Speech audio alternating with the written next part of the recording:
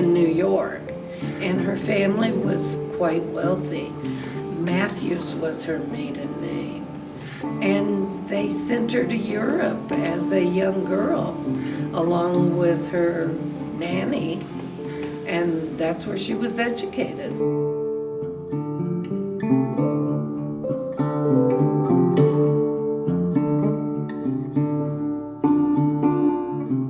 In those days, up until fairly recent times, all of the various ranchers and farmers would get together for brandings, and everybody helped everybody else get their cattle branded and the other things that they do at branding.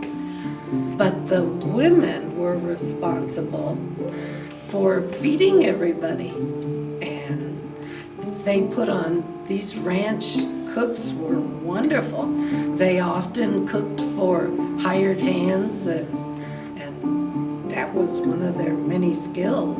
But they put on these fabulous meals. The Kane Ranch, however, because Wanden was not raised in that era, and she had always had maids, and even here on the Kane Ranch, she had a lovely woman who was her maid and housekeeper.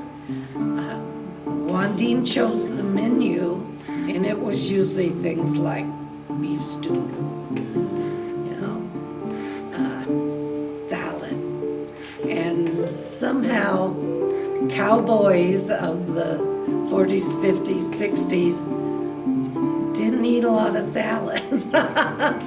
But the other ranches that we went to would have fried chicken and mashed potatoes and gravy and homemade biscuits and wonderful casseroles. And so yeah, that was a common story among the ranchers that, we're going to the Kane Ranch and have beef stew.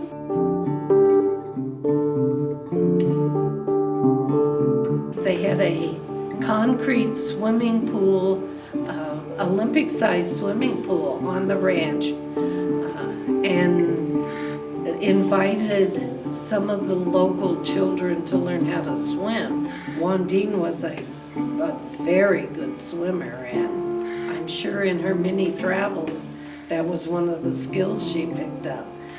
But I was fortunate enough that she taught me how to swim in the swimming pool. It was filled with well water, so early in the summer it was really cold.